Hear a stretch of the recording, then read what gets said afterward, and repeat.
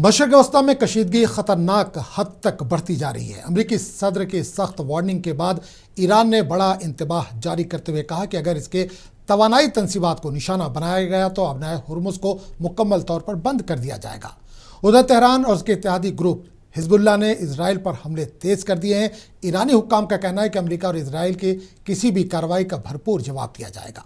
हत्ता कि खित्ते में तवानाई और अहम तनसीबात को भी निशाना बनाया जा सकता है।